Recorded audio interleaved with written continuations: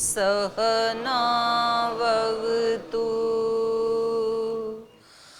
सहनौ भुनक्तु सह वीर्यं करवावहै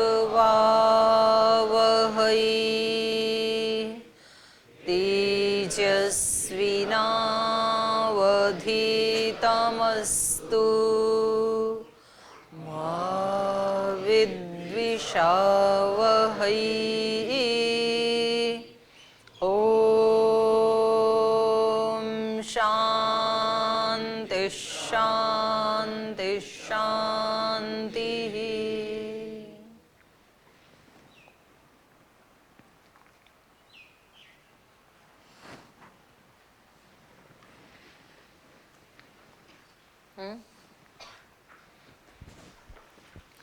तो यद्यपि जो एक साधक होता है, एक योगी होता है, उसके लिए हर दिन नया दिन ही होता है। हर दिन नहीं, हर पल अपने आप में नया होता है। लेकिन कुछ लोग ऐसे हैं जो इस नएपन का अनुभव साल में एक बार करते हैं। तो आज रात को 12 बजे से ही लोग नववर्ष मना रहे हैं, बहुत हर्षित हैं, उल्लासित हैं। और आपके भी चेहरे बड़े खिले खिले से दिख रहे हैं आज। आप भी मना रहे हैं?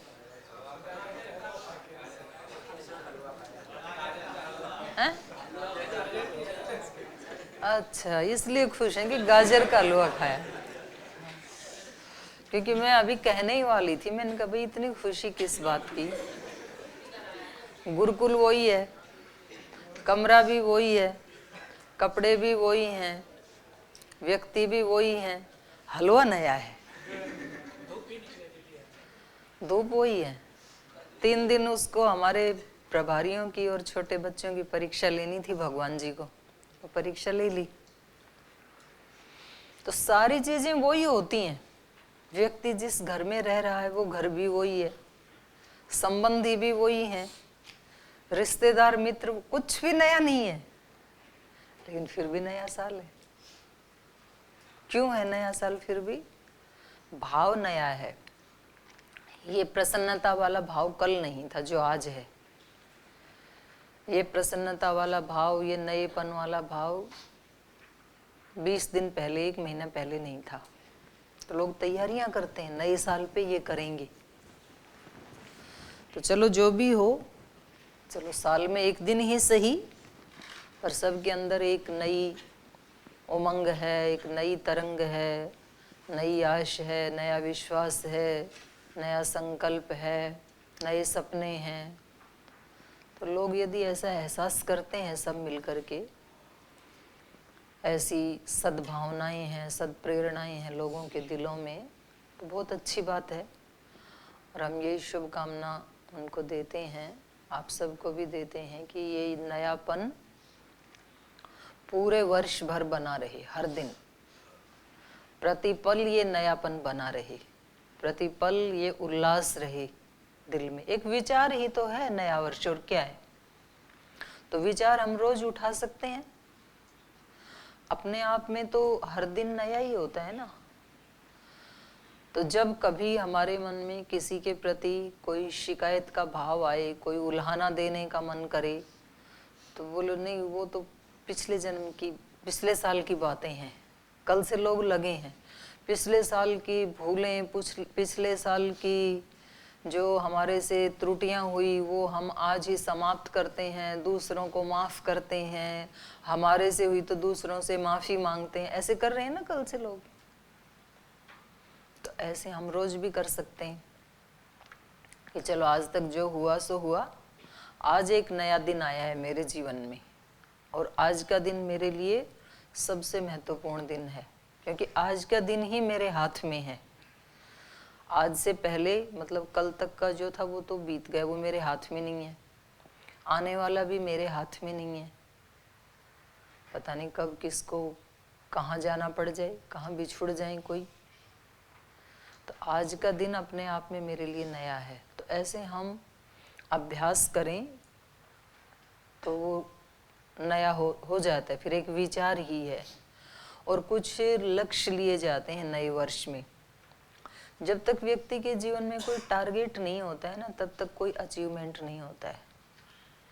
जैसे पतंजलि के श्रद्धेय स्वामी जी महाराज पूज्य आचार्य श्री जी टारगेट लेते हैं, अब हमें इन 3 महीने में यूनिवर्सिटी का उद्घाटन करना है, अब हमें इन 6 महीने में इतना टर्नओवर करना है स्वदेशी का, अब हमें इस साल इतनी योग कक्षाएं स्थापित करनी है, अब हमें, मतलब कोई ना कोई टारगेट होता है, तो फिर उसकी उपलब्धि भी हो जाती है।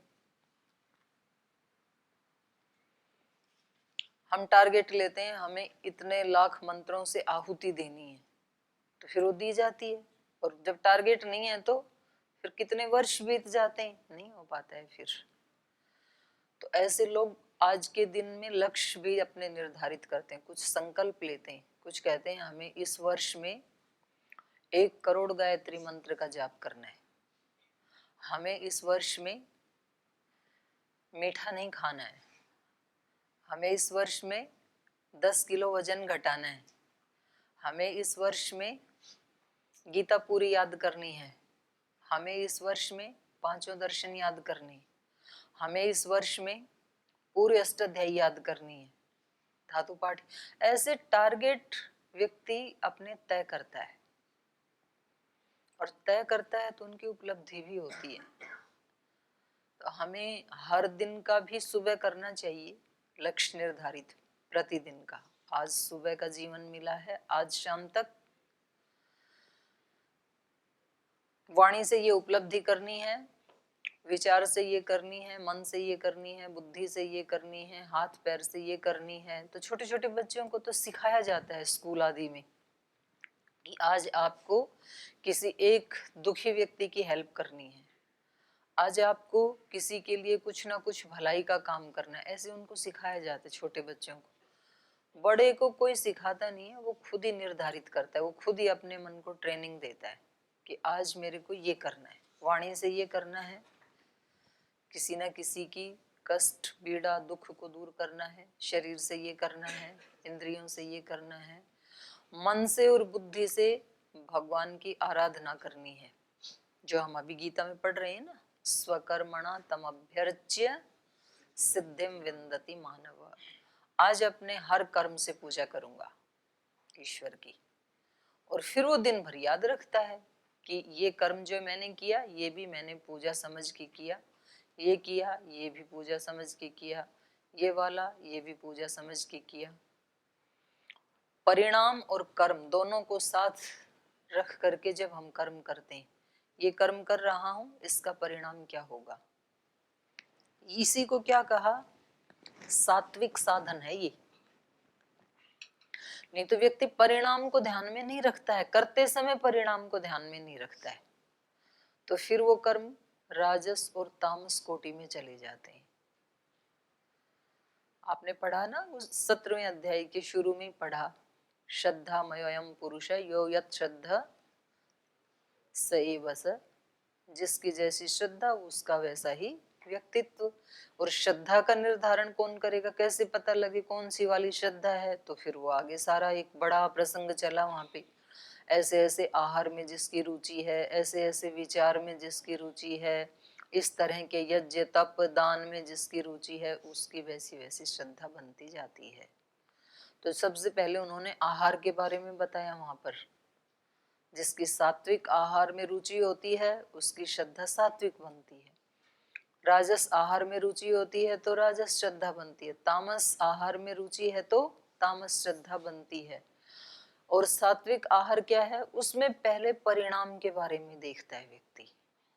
सात्विक व्यक्ति कौन है, जो पहले परिणाम के बारे में सोचता है, ये कर रहा हूं इसका परिणाम क्या होगा। तो वहां पर जो सात्विक आहार है उसका पहली ही पंक्ति में पहले परिणाम बताया है, आयु बढ़ाने वाला, बल बढ़ाने वाला, आरोग्य बढ़ाने वाला, प्रसन्नता बढ़ाने वाला, ऐसा बताया ना वहां पे 17वें अध्याय में। ये देखो 17वें अध्याय का कौन सा श्लोक है, 7-8 मिलेगा है ना, 8 नंबर।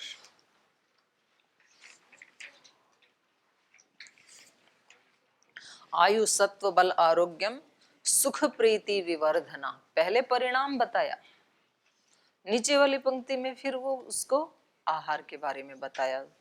रस्य स्निग्ध स्थिर हृदय आहारा। तो ये बात आहार के बारे में भी है, विचार के बारे में भी है, भाव के बारे में भी है, कर्म के बारे में भी है। ऐसा करूंगा तो ये परिणाम होगा, ऐसा आहार खाऊंगा तो परिणाम ये होगा। परिणाम को पहले देखता है सात्विक व्यक्ति। ऐसा विचार करूंगा तो परिणाम ये आएगा, ऐसा व्यवहार करूंगा तो परिणाम ये आएगा, ऐसा भाव हृदय में रखूंगा तो परिणाम ये आएगा, ऐसा कर्म करूंगा तो परिणाम ये आएगा। परिणाम को यदि हम सामने रखें तो हमें पता लग जाएगा कि ये कर्म मेरा बंधन के लिए है या मोक्ष के लिए, ये कर्म मेरा खुशियां देने वाला है कि दुख देने वाला है, ये विचार मेरे को बदले में खुशियां लाने वाला है कि दुख लाने वाला है, ये जो भाव मैं अपने हृदय में उठा रहा हूँ ये मेरे को खुशियां देने वाला है कि दुख देने वाला है। तो जब बीज बोते समय पता लग जाए किसान को कि ये विष का बीज बो रहा हूं तो फसल कैसी आएगी, विषैली, और ये मैं रस का बीज बो रहा हूं तो फसल कैसी आएगी, रसैली। तो विष का बीज बोएगा क्या, फिर नहीं बोएगा, विष नहीं चाहिए। तो जब हमें परिणाम उसी समय सामने आ जाए कि ये विचार कर रहा हूं, किसी के बारे में सोच रहा हूं, परिणाम क्या होगा इसका, नुकसान किसका होगा, फिर वो उस विचार को वहीं रोक देगा, ब्रेक लगा देगा। ये भाव उठा रहा हूं किसी के प्रति, परिणाम क्या होगा इसका, परिणाम होगा अनंत दुख, अनंत अज्ञान, अनंत बंधन, अनंत परेशानी। वो उसी समय पता लगेगा व्यक्ति को, बीज बोते समय, फिर नहीं बोएगा, नहीं ये नहीं बोना मेरे को। तो आज से ये तो हमारा पुराना तरीका था सोचने का, ये हमारा पुराना तरीका था कार्य करने का। अभी जो मैं काम कर रहा हूं तो इस काम को करते समय मेरी स्थिति क्या है, मन की क्या समझ के कर रहा हूं। तो यदि मैं ऐसे ही प्रमाद में युक्त होकर के कर रहा हूं तो इस कर्म का परिणाम आएगा मुझे अज्ञान में, प्रमाद में बांधने वाला। अगर मैं इस काम को भगवान की पूजा समझ के कर रहा हूँ, प्रसन्नता से कर रहा हूँ, उल्लास से कर रहा हूँ, तो इसका परिणाम आएगा मन में सात्विकता का विवर्धन, बढ़ना। तो फिर वो उस कार्य को करता ही चला जाएगा, और जैसे ही करेगा तो परिणाम उसके सामने आएगा, परिणाम आएगा तो फिर उसकी श्रद्धा बन जाएगी उसमें, भाई ऐसे काम करने में तो बड़ा फायदा है, हमने इस भाव से कर्म किया और हमारे को कितनी प्रसन्नता मिली, कितनी खुशी मिली, तो अपनी खुशी के लिए दूसरे की जरूरत ही नहीं है। तो ये नयापन है। तो हर पल व्यक्ति क्या सोचे, किसी से मिले, जैसे कक्षा में आए तो प्रतिदिन क्या सोचे, आज पहली बार ही आए हैं, नया प्रवेश है मेरा, तो नए में बड़ा उल्लास होता है। तो जो उल्लास आज नववर्ष में है लोगों के दिलों में, वो हम हर दिन भी बनाए रख सकते हैं। और नहीं तो फिर हमने कुछ फिक्स कर रखे हैं कुछ दिन, दिवाली को हम खुश होंगे, नए साल को खुश होंगे, 14 जनवरी को खुश होंगे, कुछ सेलेक्ट कर लिए ना हमने।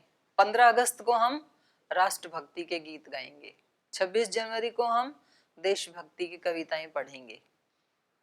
तो फिर हमने ये तय करते करते ये भी तय कर लिया कि बाकी दिनों में नहीं करेंगे, राष्ट्रभक्ति केवल 15 अगस्त को होगी, बाकी दिन नहीं होगी, ये उसके साथ ही तय हो जाता है। नव वर्ष को हम खुश होंगे, दिवाली को हम बहुत खुश होंगे, तो इसके साथ ही ये भी तय हो गया इनडायरेक्टली कि बाकी के दिन खुश नहीं होंगे। अब आज खुश होकर के, और फिर आज वाली खुशी कब आएगी, 2021 में, ये तो शाम को खत्म, और कल से फिर दिन वही रूटीन में जैसे चल रहे थे, बीते हुए कल में जैसे चल रहा था ऐसे ही आने वाले कल से वही रूटीन शुरू हो जाएगी फिर, क्योंकि नया साल तो एक ही दिन था ना आज। अगर कुछ ज्यादा थोड़ा सा उसको बढ़ाएंगे तो बोलना जी हम तो एक सप्ताह मनाएंगे, तो एक सप्ताह तक हम बधाई देते रहेंगे लोगों को। अच्छा, एक सप्ताह दे लेना, फिर एक सप्ताह के बाद बोले बस ठीक है अब तो हो गया पुराना। तो हमें उसको बना के ही रखना चाहिए, हमें इसकी इंक्वायरी करनी चाहिए अपने आप की, अपने चित्त की, कि जिस दिन मैंने ये सोचा कि आज नया दिन है तो उस दिन मैंने लोगों की त्रुटियों को भी कैसे माफ कर दिया। लोग सोचते हैं ना ऐसे, चलो आज नया साल है, आज क्या डांटेंगे इसको, आज माफ कर देते हैं, चलो आज इनके साथ क्या झगड़ा करेंगे, आज तो नया साल है छोड़ो। तो इसका मतलब किसी के झगड़े को भी छोड़ने की सामर्थ्य हमारे अंदर है, और जिस दिन हम छोड़ना चाहें छोड़ देते हैं, और जिस दिन कहें कि होली अब नया साल, अब तो इसको बताना पड़ेगा, तो फिर वो हमारे हाथ में ही है सब कुछ। तो चलिए, आपको आंगल वर्ष की सभी भाई बहनों को बहुत बहुत हमारी हृदय से शुभकामनाएं, और ये नयापन आपका बना रहे। यहाँ गीता में हम पढ़ रहे थे कि हम अपने कर्मों से ही उसकी अर्चना करते हुए, हर कर्म हमारा कैसा हो, उसकी पूजा जैसे हो, उल्लास से भरा हुआ हो, श्रद्धा भाव से भरा हुआ हो, भक्ति से भरा हो, प्रसन्नता से भरा हो, आनंद से भरा हो, तो फिर और कोई फल पाने के लिए इच्छा भी नहीं रह जाएगी, और जो कुछ भी मिलेगा वो बोनस होगा, क्योंकि हमने तो करते करते ही वो आनंद प्राप्त कर लिया। जिस भक्ति की प्राप्ति होनी थी, जिस सुख की, जिस प्रसन्नता की, जिस आनंद की कर्म से प्राप्ति होनी थी, वो तो हमने करते करते ही प्राप्त कर लिया। हमने अपने काम को किया ही कैसे, प्रसन्नता पूर्वक। और व्यक्ति के सारे कर्म तो किसके लिए होते हैं, प्रसन्नता के लिए। व्यक्ति पढ़ाई करता है, क्यों करता है, प्रसन्नता के लिए। नौकरी करता है, प्रसन्नता के लिए। विवाह शादी करता है, प्रसन्नता के लिए। बच्चे पैदा करता है, प्रसन्नता के लिए। मकान बनाता है, खुशी के लिए। गाड़ी लेता है, खुशी के लिए। कुछ भी व्यक्ति करता है वो खुशी के लिए, प्रसन्नता के लिए करता है। और वो प्रसन्नता किसी व्यक्ति ने उस काम को करते करते ही प्राप्त कर ली, कार्य किया ही प्रसन्नता से युक्त होकर के, तो फिर अब उसको कुछ फल प्राप्त करने की तो इच्छा ही नहीं रहेगी। फल तो आएगा जरूर, निश्चित रूप से, ऐसा नहीं है कि हम नहीं चाहें तो फल आएगा भी नहीं, फल आएगा, लेकिन वो खुशी को और ज्यादा बढ़ाने वाला होगा। करते समय भी खुश, उसका फल आने पर और ज्यादा खुश, फिर उस और ज्यादा खुशी से अगला कर्म और ज्यादा खुश होके किया, उसका फल आया तो और ज्यादा खुश। तो ऐसे बढ़ता जाता है, मल्टीप्लाई होता जाएगा। ऐसे दुख भी ऐसे ही होते हैं, किसी काम को हमने किया परेशान होकर के, तो उसका फल भी क्या आएगा, परेशानी देने वाला, और ज्यादा परेशान। परेशान होके किया तो फल और ज्यादा परेशान करने वाला। फिर उस और ज्यादा परेशानी से अगला कर्म किया तो उसका फल और ज्यादा परेशानी देने वाला। तो व्यक्ति कहता है कि पता नहीं मेरे साथ ही ऐसा क्यों हो रहा है, हर व्यक्ति मेरे को तंग करने में लगा हुआ है, हर व्यक्ति मेरे को ब्लेम करने में लगा हुआ है, पता नहीं हर व्यक्ति मेरे साथ ऐसा बिहेव क्यों करता है, मैं तो किसी के लिए ऐसे सोचता ही नहीं हूँ। और इसको पता नहीं चलता है कि आप सोच रहे हो, आप परेशान होके काम कर रहे हो, इसलिए परेशानी मिलने ही वाली है, बीज ही वही बोया आपने। योगी इसको कला को सीख लेता है, कैसी भी प्रतिकूल परिस्थिति क्यों ना हो, पहले से ही अपना माइंड सेट कर लिया, आने दो जो भी आई। इसलिए वो ना तो प्रसन्नता आने पर इतराता है, और ना कोई प्रतिकूल परिस्थिति आने पर घबराता है, घबराता भी नहीं है, आने दो जो भी आ रहा है। तो उसको एक बार अपने स्वरूप का ज्ञान हो गया कि मैं इन दोनों से अलग हूं, कितना भी सुख आए तो मेरे अंदर कोई वृद्धि नहीं हो सकती है, आत्मा में कोई वृद्धि थोड़े ना होती है, अपरिणामी आत्मा। तो कितना भी सारी दुनिया की दौलत मुझे मिल जाए, 3 लोक की संपत्ति मिल जाए, सारे तीनों लोगों पे मेरा ही आधिपत्य हो जाए, तो भी मेरे अंदर कोई विवृद्धि नहीं होने वाली है। इसलिए नचिकेता ने ठुकरा दिया था। यमाचार्य का जो धन दौलत का प्रपोजल था ना, बोले नहीं मेरे को नहीं चाहिए ये सब। और कितना भी लॉस हो जाए तो कुछ आत्मा की हानि नहीं होती है। कितना भी बिजनेस में लॉस हो गया, कितना भी शरीर रोगी हो गया, कितना भी कोई मकान आदि भूकंप आदि में चला गया, कितना भी अपमान हो गया समाज में, इससे आत्मा की कोई हानि नहीं होती है, क्योंकि उसमें कुछ घटता बढ़ता है ही नहीं। तो जिसने एक बार उसको जान लिया, अपने उस स्वरूप को, तो फिर उसको इन दोनों में ही ना तो अनुकूल परिस्थितियों से ज्यादा हर्षित होता है, ना तो प्रतिकूल से वो परेशान होता है, बल्कि अपने स्वरूप में स्थित रहता हुआ, आनंद में रहता हुआ, एक नएपन का उसको एहसास होता हुआ, जितने दिन की अपनी ड्यूटी है वो अपने निभा के जाता है। कबीरा नौबत आपनी, दिन 10 लेहूं बजाए, यह पुर पट्टन यह गली, बहुरी ना देखूं आए। सुने दोहा? मेरे को भी पता नहीं कहां से याद आया, कभी बचपन में सुना होगा।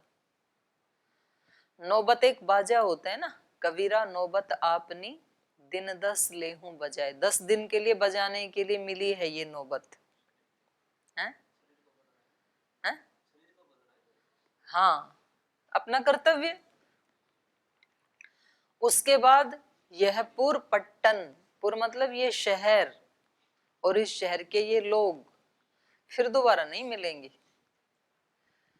ये गुरुकुल और इस गुरुकुल के ब्रह्मचारी, ये गुरुकुल और इस गुरुकुल के सन्यासी, ये एक सीमित समय के लिए आपके साथ मिले हुए, फिर नहीं मिलेंगे ये। और वो सीमित समय किसी का 1 साल भी हो सकता है, 5 साल भी हो सकता है, 10 साल भी हो सकता है, 50 साल भी हो सकता है, ज्यादा से ज्यादा 80 साल हो सकता है, बस उसके बाद नहीं। तो इतने दिन के लिए आपको जैसे रहना है, इससे आप पुण्य भी कमा सकते हैं, पाप भी कमा सकते हैं, अपने लिए खुशियां भी बटोर सकते हैं, परेशानियां भी बटोर सकते हैं, तो कुछ भी इससे ले सकते हैं आप। ऐसे व्यक्ति जागरूक रहता है नएपन में।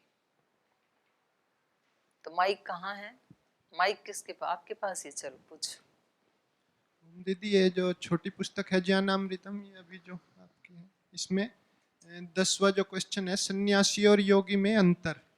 तो इसमें पहले ये तो सब कुछ प्रमाण देकर फिर एक सुखदेव जी का उदाहरण आया इसमें, कि सुखदेव जी व्यास जी के पास गए तो व्यास जी ने कहा तुम बहुत ज्ञानी हो, लेकिन जनक जी से प्रमाण पत्र लेकर आओ, गुरु जी की छाप नहीं लगी है। तो व्यास फिर तो उनके पिता ही थे ना। हाँ जी, तो फिर वे जनक जी के पास गए आश्रम से, तो जनक जी 3rd फ्लोर पर बैठे थे अपने कक्ष में, वो हम भी 3rd फ्लोर पर ही रहते हैं जी। तो हाँ हाँ, आप तो, कौन से जनक से कम हो? तो तो आपके ठाठ बाट कौन से कम है? तो फिर मैं इसमें एक मुझे शंका जी, तो इसमें उन्होंने जनक जी को बताया कि मैं, जनक जी ने पूछा उनसे कि रास्ते में क्या क्या देखा, तो उन्होंने कहा कि मिठाइयों की, शक्कर की दुकानें सजी देखी, फिर शक्कर के पुतले देखे, शक्कर की सीढ़ियों से मैं चढ़ करके आया, और अब हम और आप शक्कर के पुतले बातें कर रहे हैं। तो उन्होंने कहा तुम तो ज्ञानी हो, तो फिर उन्होंने प्रमाण पत्र दिया साइन करके, ऐसा कुछ। हाँ हाँ, तो क्या वो सर्टिफिकेशन तो कर दिया। सन्यासी थे, और वो, सन्यासी तो सुखदेव थे, हाँ जी, और वो कर्म योगी ये थे। योगी थे। तो जो योगी और सन्यासी है, फिर तो इनमें योगी बड़ा हो गया ना। हाँ, तो फिर आगे अगले पृष्ठ पर आपने 67वें पेज पर लिखा सांख्य का, उसका उदाहरण दिया कि एकम सांख्यम च योगम च यह पश्यति स पश्यति। इसके आगे लिखा है कि जो दोनों में एक रूपता देखेगा वही जी ज्ञानी है, आगे ऐसा कुछ लिखा। जी जी। तो इनमें दोनों में श्रेष्ठ कैसे हुआ नहीं, योगी? श्रेष्ठ नहीं हो तो बताने के लिए उनको लग रहा था ऐसे, उनके पिता को, कि कहीं कोई त्रुटि तो नहीं है, क्योंकि जो योगी नहीं होगा तो वो ऐसे मिट्टी के पुतले देखेगा ही नहीं, मिट्टी के या शक्कर के, जो भी बोलो। और जी तो एक दोनों एक ही हैं। और दीदी इसमें एक बात और हो 6ठे सकती है। अध्याय में का भी पहला ही श्लोक है ना, अनाश्रित कर्म फलम कार्यम कर्म करोति यह स सन्यासी च योगी च न निरग्नि न च अग्नि। तो वहां दोनों को एक ही तो बोला, सन्यासी और योगी। यहाँ भी 18वां अध्याय की शुरुआत ऐसे ही हुई। अर्जुन ने पूछा ये सन्यासी क्या है और योगी क्या है। यहाँ त्याग कहा, सन्यास और त्याग में क्या अंतर है? तो जो कर्म कर रहे हैं वे ही सन्यासी को प्रमाण पत्र देते हैं जी? नहीं नहीं, ऐसा कुछ नहीं है। मतलब वो किसी न किसी के साथ तो एक परंपरा बनानी पड़ती है ना। ऐसे थोड़ी है कि सुखदेव जी कुछ भी कर्म नहीं कर रहे थे और जनक जो है वो बिल्कुल ऐसे लगे हुए थे बावड़े की तरह से काम में। ऐसे थोड़ी है, दोनों की एक ही स्थिति थी। लेकिन तो भी एक परंपरा तो बनानी होती है ना। तो आयु में ये छोटे थे सुखदेव, और जनक की उस समय बहुत ख्याति थी। तो उनके पिता को लगा कि कहीं ऐसा ना हो कि इसको संसार के कर्मों से ये वंचित ही, मतलब उस ज्ञान से, लोक व्यवहार के ज्ञान से ये वंचित ही रहे। एकांत में तो कोई व्यक्ति सत्यवादी हो सकता है, अहिंसक हो सकता है, ब्रह्मचारी हो सकता है, समाधिस्थ हो सकता है, तो भी उसकी परीक्षा कहाँ होगी? लोक में होगी। वहां जाकर के भी वो निर्लिप्त रह पाता है या नहीं? वहां जाकर के भी वो इसी प्रकार से समाधिस्थ रह पाता है कि नहीं? उस लोक में जाकर के भी वो ब्रह्मचारी रह पाता है कि नहीं?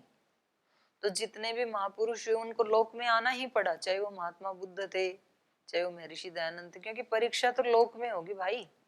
एकांत में जहां कोई बात करने वाला ही नहीं है तो वहां तो सारे सत्यवादी ही हैं। सत्य की परीक्षा तो तब होगी जब कोई ऐसी सिचुएशन आपके सामने हो कि जहां सच बोलने से आपको कोई सांसारिक दृष्टि से कोई हानि, कोई पीड़ा हो सकती है, और तब भी आप उस पीड़ा को छोटा समझ करके और सत्य को ऊपर समझें और सत्य ही बोलें। ऐसी भोग भोग के आलंबन की वस्तुएं और व्यक्ति आपके सामने हों और उस समय भी आप उतने ही दृढ़ संयमी हों, तो फिर माना जाएगा कि आप परीक्षा में पास हो गए। तो क्योंकि जहाँ सुखदेव जिस आश्रम में रहते थे और जिस एकांत में उस स्थिति में रहते थे वो तो बिल्कुल अलग थी। तो उनके पिता को लगा कि ये उस चकाचौंध में इसको एक बार भेजना चाहिए, क्योंकि राजा जनक उस चकाचौंध में रह करके योगी थे और ये तो एकांत में रह करके योगी थे। तो बोले इनको भेजना चाहिए एक बार उनके पास, और उनको सूचना थी पहले से ही जनक को। तो उन्होंने एक्स्ट्रा डेकोरेशन करवाई उस दिन। अलग प्रकार की मिठाइयाँ सजी हैं, अलग प्रकार के नाच गान, अलग प्रकार का एक बहुत चकाचौंध का माहौल कि इसमें इनकी स्थिति क्या होती है। व्यक्ति क्या करता है, उससे भागने लगता है यदि वो समता की स्थिति में नहीं है ना। नाना जी हमारे लिए ठीक नहीं है, हम ब्रह्मचारी हैं, हम सन्यासी हैं। तो कुछ लोग ऐसे हैं, बोले अगर महिलाएं सामने आ गई, उनके ऊपर दृष्टि पड़ गई, तो बोल जाए हमारे गुरुजी को अब 3 दिन उपवास करना पड़ेगा। फिर तुम्हारे गुरुजी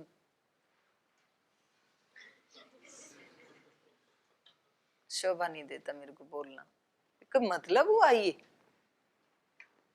आप पैदा किससे हुए हो? आप अपनी स्थिति को इतनी ऊंची बना के रखो ना कि आप शरीर के बियॉन्ड चले जाएं। आपको ये एहसास ही ना हो कि ये शरीर पुरुष का है या महिला का है, या दोनों में समता बनाई। भाई ये भी एक आत्मा है, ये भी एक आत्मा है, इसको भी एक साधन मिला है, इसको भी एक साधन मिला है। तो ये तो समझ में आता है। तो उनको यही लग रहा था व्यास जी को कि भाई इसको वहां इसकी परीक्षा होनी चाहिए। तो कहीं ऐसा ना हो कि ये भागे वहां से, अरे मैं कहाँ आ गया यहाँ पर, यहाँ से तो भागो। तो इसका मतलब है, इसका ये मतलब नहीं है कि फिर मतलब जानबूझ के ऐसे उसमें जगह में जाएं। बचना ही चाहिए, व्यक्ति को आलंबनों से बचना ही चाहिए, ठीक बात है ये।